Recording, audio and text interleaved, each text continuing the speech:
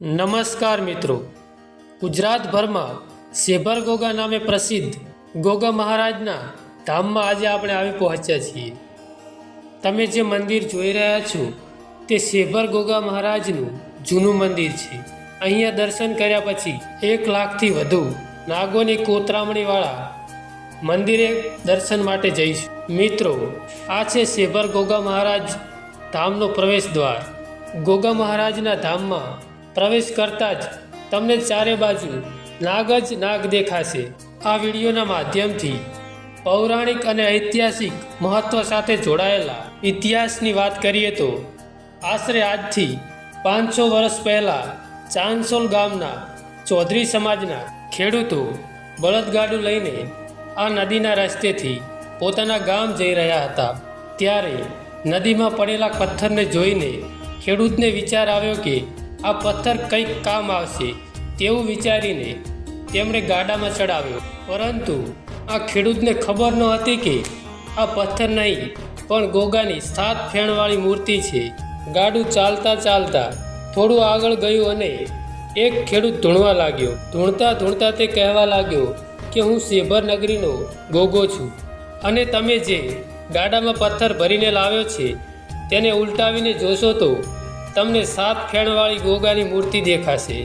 બીજા ખેડૂતોએ આ પથ્થર ઉલટાવીને જોયું તો ખરેખર 7 ફેણવાળી ગોગા મહારાજની મૂર્તિ હતી। ગોગા મહારાજે કહ્યું કે તમે જ્યાં ગાડું ઊભું રાખશો ત્યાંથી હું આગળ આવીશ નહીં અને ત્યાં જ મારી સ્થાપના કરવી પડશે। આમ ખેડૂતો આગળ ચાલ્યા અને વાતોમાં ગોગા મહારાજનું વચન ભૂલી ગયા અને પર્વતોની વચ્ચે અને વડદાદાની છાયામાં પાણી પીવા અને આરામ કરવા ગાડું ઊભું રાખ્યું। આરામ કર્યા બાદ ગાડું આગળ ચલાવવા ગયા તો ગાડું આગળ ચાલ્યું નહીં તો તેઓને તરત જ ગોગા મહારાજનું વચન યાદ આવ્યું। ના છૂટકે આ 7 ફેણવાળી ગોગા મહારાજની મૂર્તિની સ્થાપના આ વિશાળ વડલા નીચે કરવામાં આવી। તો મિત્રો, આ હતું ગોગા મહારાજના મંદિરનું રહસ્ય। શ્રી શેભર ગોગા મહારાજના દર્શન કર્યા પછી અમે મંદિરના પાછળના ભાગમાં આવેલ શ્રી નાગેશ્વર મહાદેવના દર્શન કરવા માટે અમે પહોંચ્યા। તમે જોઈ શકો છો શ્રી નાગેશ્વર મહાદેવનું મંદિર। શ્રી નાગેશ્વર મહાદેવના દર્શન કર્યા અને દર્શન કર્યા પછી મંદિરની બાજુમાં ભક્તો માટે ભોજન પ્રસાદની વ્યવસ્થા કરેલી છે, ત્યાં અમે પ્રસાદ લેવા માટે ગયા।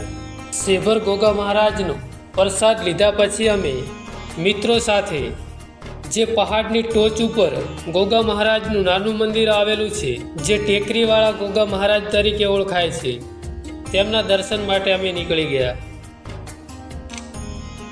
તો મિત્રો, બન્યા રહેજો વિડીયોમાં। મળીએ પર્વતની ટોચ ઉપર આવેલ ગોગા મહારાજના મંદિરે। ટેકરીવાળા ગોગા મહારાજની મંદિરના નીચેના પહાડ ઉપર શ્રી ખેતેશ્વર મહાદેવનું મંદિર આવેલું છે, ત્યાં આપણે દર્શન કરીશું અને પછી આપણે ટેકરીવાળા ગોગા મહારાજના દર્શન માટે જઈશું। તો મિત્રો, આ છે પર્વતની ટોચ ઉપર આવેલ ટેકરીવાળા ગોગા મહારાજનું મંદિર।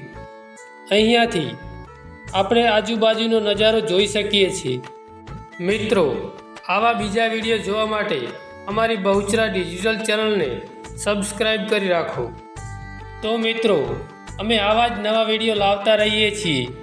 જો તમે આ વિડીયો ફેસબુકમાં જોઈ રહ્યા હોય તો ફોલો કરવાનું ના ભૂલતા અને જો યુટ્યુબમાં જોઈ રહ્યા હો તો સબસ્ક્રાઈબ કરવાનું ના ભૂલતા।